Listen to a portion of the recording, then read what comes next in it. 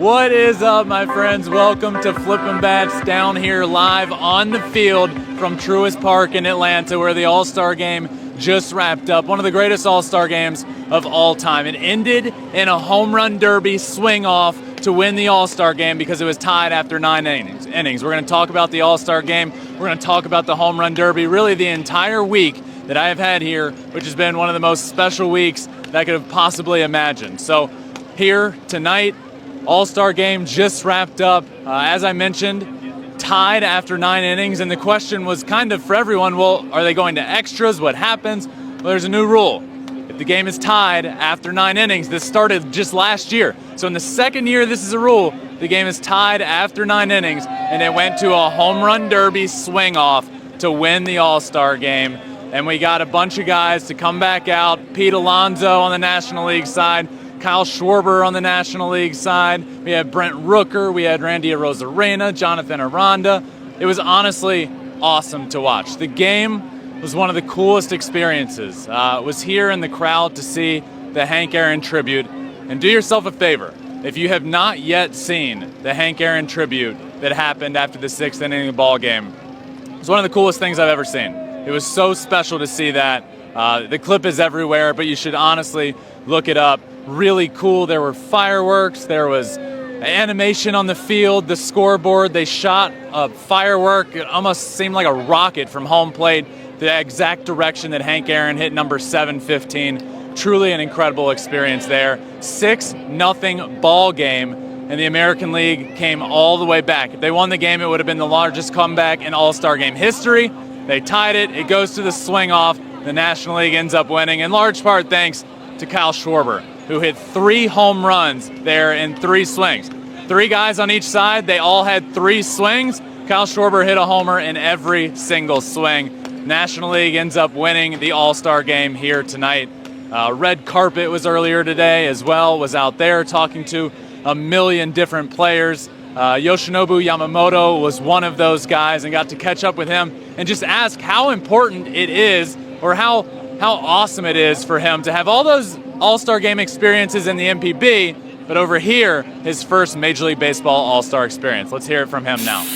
It's your first All-Star Game. A lot of All-Star games in the MPB in Japan.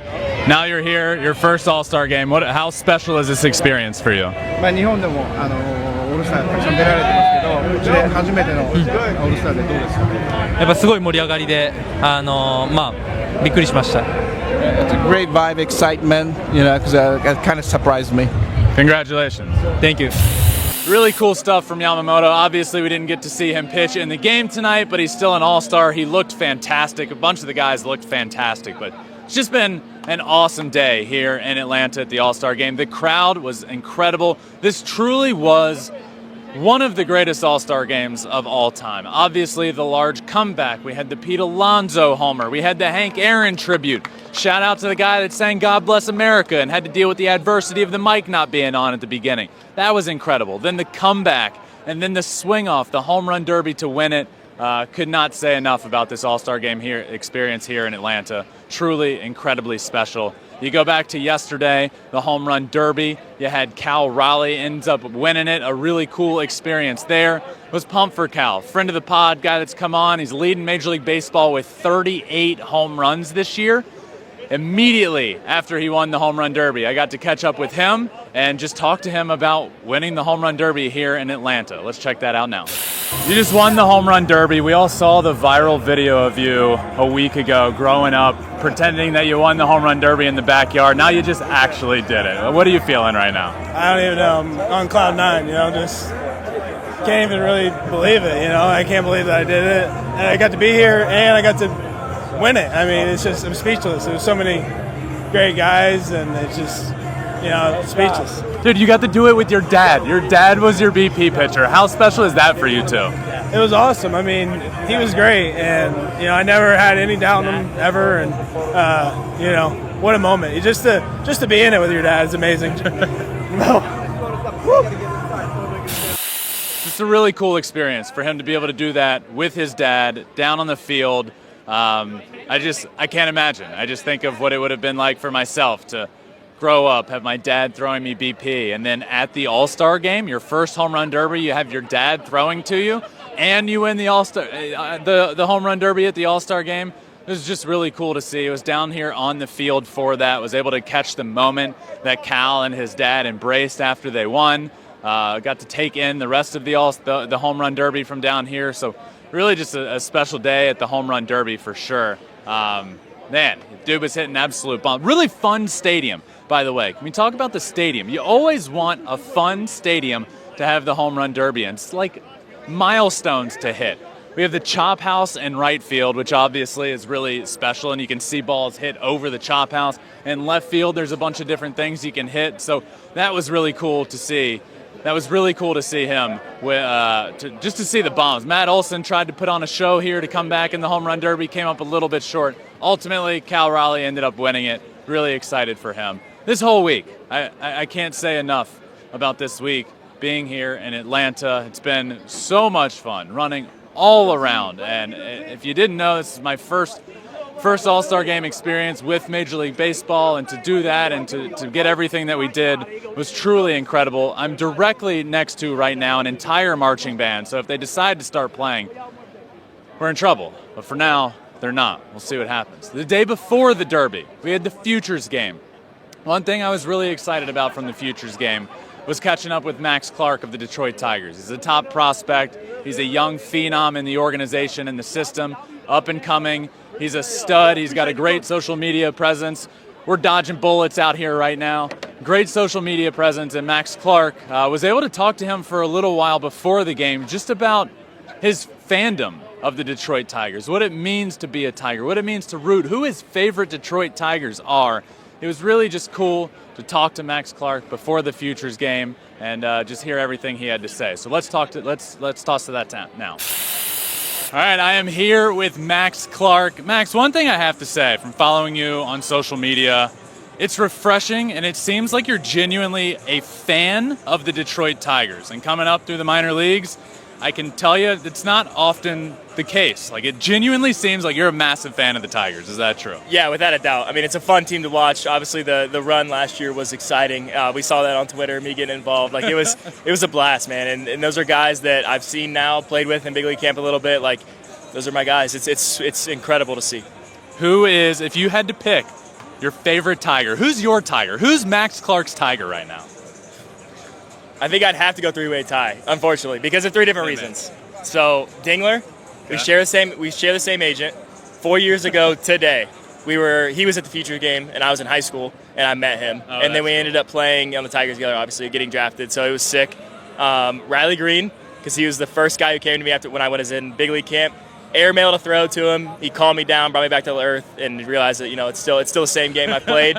And then obviously Scoop, like that speaks for itself. The chain, that whole ordeal, like it's special, man. He's a special player, special guy, so it's fun to be around. Have you, lefty, ever faced Tarek Skubal? Yeah, I faced him twice. So I faced him right out of draft when my first spring training. So this would have been 2024 spring. Okay. 3 pitches, back to the dugout, didn't swing once. Slider, heater up, no chance. And then I faced him once this year, first pitch slider. First pitch slider. He went first pitch slider? I'm going to say it was a single. So, I mean, he can quote me on it. It may have been a broken bat bleeder, but I made contact, so I'll take it. I love that. And obviously, Tigers fans are excited for your arrival to the big leagues. I'm excited for your arrival. You are as well. But what could you tell Tigers fans that maybe don't know a ton about your game? What can Tigers fans expect from you as a baseball player? I think the biggest thing to expect is just the passion for the game.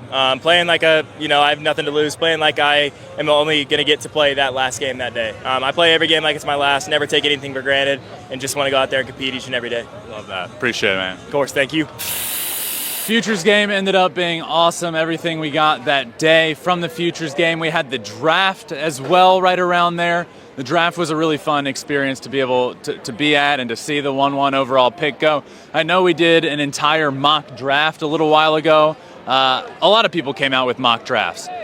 They did not go correctly. The draft ended up being wild. Cade Anderson did not go number 1 as everyone expected. Eli Willits, the high school shortstop, ended up going 1-1. I believe the only top 10 pick I got is that Ethan Holiday, absolute stud, a guy that I believe could end up being the best overall player from the draft, did end up going number 4 to the Colorado Rockies. It was really cool being at the draft here at the Roxy Theater. So that was Sunday, was there for that. And then the first day I got in, come in from out of town, immediately hit the ground running. So I got in on Friday because of the Swingman Classic, the HBCU Swingman Classic, which is put on by Ken Griffey Jr. and landed, went immediately to the hotel, and immediately find out that Ken Griffey Jr. interview is in like an hour. So I changed, I rushed, I got to the field and was able to talk to Ken Griffey Jr. about his event, the HBCU Classic, and exactly what his goals are with it, why he started it, what it is about those players that enticed him to bring them here and put them on this big stage, the first game at All-Star Game Week, and let them showcase their skills. It was a really cool event to be at. But obviously, the coolest thing of all was talking to Ken Griffey Jr., the man himself, about the event itself. So let's listen to that now. All right, we are here at the HBCU Swingman Classic with the man himself, Ken Griffey Jr. Ken, what was the initial motivation behind this? How'd you get started with this? Well, I mean, I'm fortunate enough, that I could have gone anywhere. Dad financially had the means to do that. Some of these kids, not every kid has a chance to, and to give an opportunity to a kid to be seen, it means everything to them and to us. I mean, when you get a chance to have an opportunity, it could change the way your outlook on life is. And having a chance to do it, the first game of All-Star break is important. How special is it being here in Atlanta this year? It's good. I mean, this is the third year for this, but this is the